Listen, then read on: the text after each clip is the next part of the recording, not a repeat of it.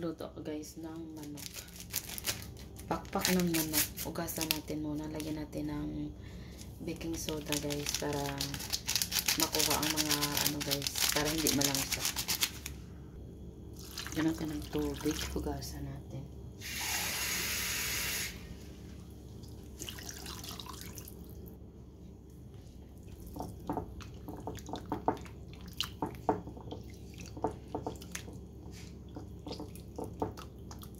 Yan, ganyanin natin guys. Lagyan natin ng giha-giha guys para pag marinate natin guys ay mag ano dyan sa ano ang lasa. Yan, lagyan natin ng luya guys. Lagyan natin ng dahon ng sibuyas. Lagyan natin ng soy sauce. Ubusin na natin guys. Ubos na. At ano natin.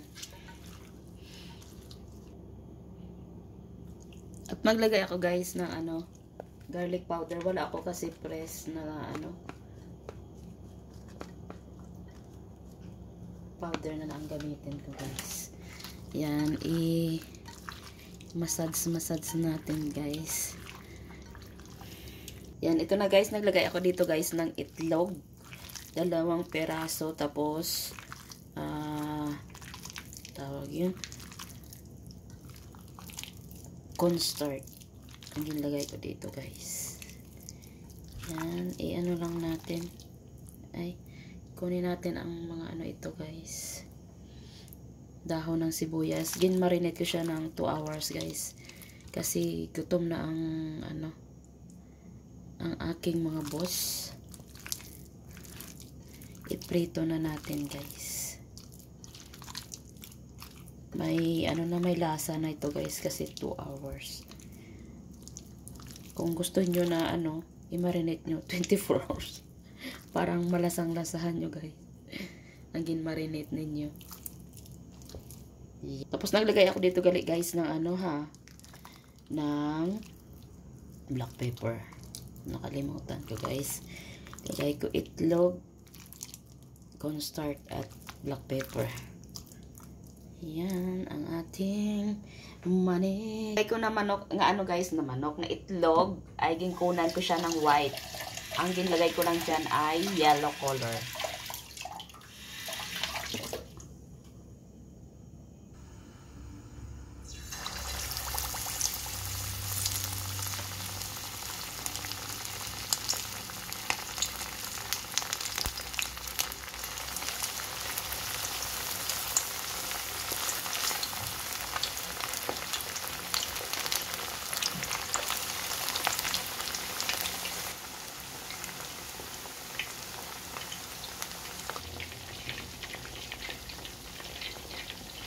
Yan, ito na po ang ating chicken wings, guys. Lagyan natin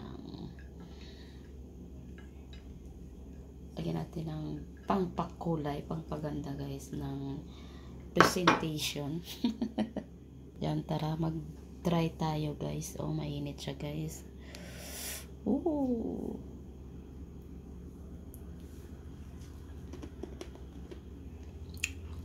Sarap. Lasang-lasa mo guys ang ano guys.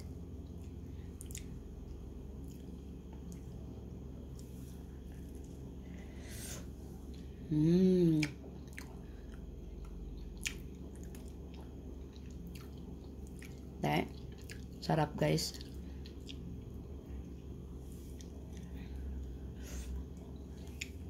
Sa loob ay ano guys, hindi, sa labas crispy. Sa loob ay juicy.